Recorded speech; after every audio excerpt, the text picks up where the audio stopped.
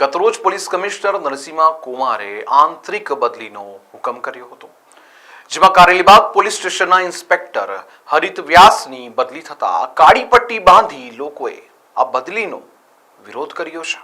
સામાન્ય રીતે જ્યારે લોકોમાં પોલીસની છબીને લઈને અલગ અલગ મંતવ્ય હોતા હોય છે, જેમાં અલગ અલગ અનુભવના આધારે આ છબી કે વિચાર લોકોના મનમાં બનતા હોય છે.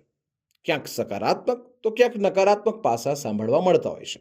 પણ જ્યારે આપણે સાંભળીએ કે પોલીસ ઇન્સ્પેક્ટરની બદલીનો જે તે પોલીસ સ્ટેશન વિસ્તારના સામાન્ય જનથી લઈ વેપારીઓને હિતેચ્છુઓ વિરોધ કરતા હોય તો સ્વાભાવિક રીતે આશ્ચર્ય તો થાય. પણ આ વાત હકીકત છે, જેમાં ગતરોજ વડોદરા પોલીસ કમિશનર નરસિંહા કુમારે આંતરિક બદલીનો હુકમ કર્યો હતો, જેમાં 5 પોલીસ ઇન્સ્પેક્ટરની આંતરિક બદલી કરવામાં આવી, જેમાં સૌથી ચર્ચામાં નામ હોય તો પીઆઈ વ્યાસનું. જી હા, પોલીસ ઇન્સ્પેક્ટર હરિત વ્યાસની ટ્રાફિક શાખામાં બદલી કરાતા પોલીસ બેડામાં ચર્ચા થઈ.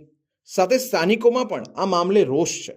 સ્થાનિકો કહી રહ્યા છે કે આવા બાહોશ પોલીસ ઇન્સ્પેક્ટર કે જે ગુનાખોરોમાં લગામ કસતા હોય એને ટ્રાફિક વિભાગમાં બદલી કેમ કરવામાં આવે એ વાત તેઓના ગળે ઉતરી રહી નથી. જો કંઈ મહત્વનો પ્રશ્ન એ છે કે રાતોરાત ઇન્સ્પેક્ટર હરિત વ્યાસની બદલી કયા કારણોસર કરવામાં આવી?